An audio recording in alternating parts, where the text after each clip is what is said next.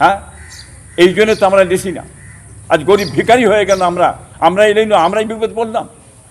আজকে অনেক হিন্দু ভাইয়েরা বলতে চাইছেন, হ্যাঁ, একেবারে গরুর তো রাজনীতি মিটে গেছে।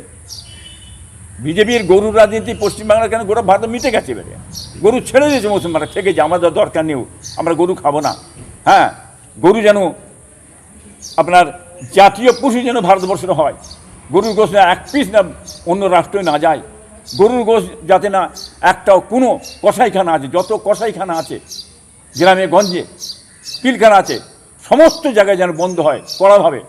সেখানে যেন প্রশাসন সঙ্গে কোনো রকম ভিতর বাটা না হয়। সেটি লক্ষ্য রাখুন। যদি পশু জমাই করতে হয়, কোরবানি দিতে হয়, এই জবাই করতে হয়, হ্যাঁ, প্রত্যেকটা গ্রামে গঞ্জে পাড়ায় পাড়ায়, হ্যাঁ, সেটা যেন আপনার 14 বছরের গরু হয়। 14 বছরের গরু সার্টিফিকেট নিয়ে যেন করা হয় গরুটা, এইটা দেখতে চাই। তাই বাংলার মানুষ কিন্তু আপনাকে ছাড়বে না। আপনি সে 14 বছরে বলছেন, ওই 14 বছরের গরু ছাড়া এক বিন্দু জবাই করে একটাও চলবে না। গোটা পশ্চিমবাংলা কোনো কসাইখানা পিলখানা না চলে, এটা আমরা দেখতে চাই। কথা বলেন। আরেকটা কথা হচ্ছে, গরুর রাজনীতি মিটে গেছে। এবার কী রাজনীতি করবেন শোভেন্দু সাহেব? কী করবেন? 10,000 মাদ্রাসা কী করে বন্ধ করে দেবেন? বন্ধ করে দেন। আবার কী করেন?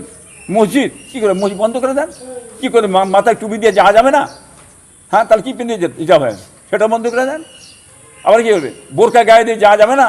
সেটাও বন্ধ করে দেন। আপনি এক বিন্দু করে একটা পশম পরিমাণ ইসলামের কোনো ক্ষতি করতে পারবেন না। ইসলাম শান্তি, কি মিলেন? অতএব শান্তি জিনিস, এরা ঠিক ইসলামের কাজ করে নেবে। এয়ারপোর্টের ভেতরে গুজরাটে বিজেপি ক্ষমতায় আছে, ওখানে কিন্তু বলা হচ্ছে না যে খারিজি মাদ্রাসা বন্ধ করে দাও, কিন্তু 1 মাস হচ্ছে না এখন পশ্চিমবঙ্গে বিজেপি ক্ষমতায় এসে বলছে খারিজি মাদ্রাসা বন্ধ করে দাও। আমি তো আপনাকে বললাম গরুর রাজনীতিটা মিটে গেছে।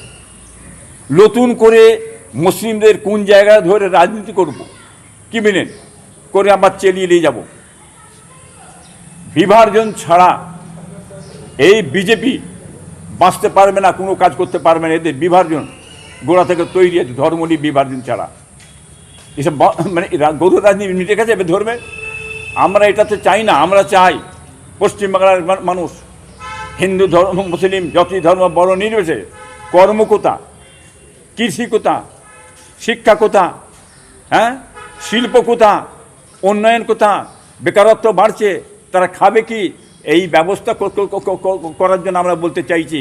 ওটা ধর্ম নিয়ে আমাদের পেট ভরবে না, ওতে কোনো কাজে আসবে না, ও কথা বললে কোনো লাভ হবে না। এটা বাংলার মানুষ কিন্তু জেনে গেছে, এ নিয়ে মানে আর চিড়ে ভিজবে না। এয়ারপোর্টের ভেতরে এই কাজগুলো বন্ধ হওয়া উচিত। আপনারা মনে রাখবেন, আগামীতে আবার আপনারা হয়তো দল থেকে তো ছুট হবেন, সরে যাবেন।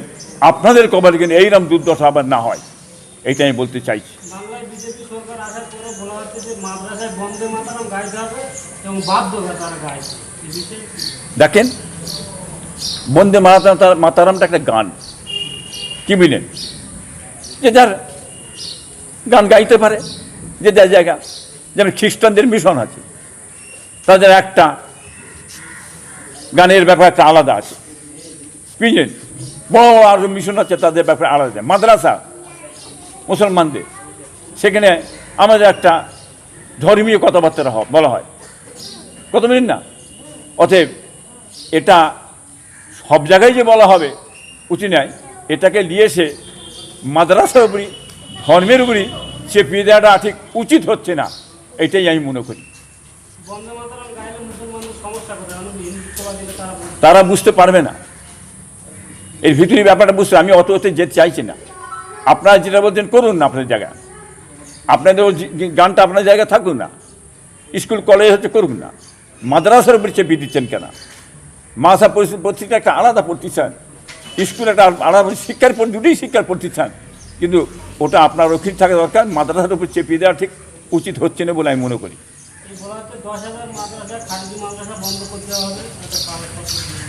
দেখেন, গরু নিয়ে রাজনীতি অনেক আগে থেকে চলছে। বিজেপি আসার পর থেকে গরু নিয়ে চলছে রাজনীতি, করতে করতে পশ্চিমবাংলায় এসে রাজনীতি হয়েছে। দেখুন, এর আগে আপনার বাদশাহ বাবরি মসজিদ তৈরি করে গেছে। 136 বছরের মসজিদকে সরিয়ে দেওয়ার মধ্য দিয়ে মুসলমান সমাজকে যে বার্তা বিজেপি দিতে চাইছে সেই বার্তাটা ভয়ঙ্কর।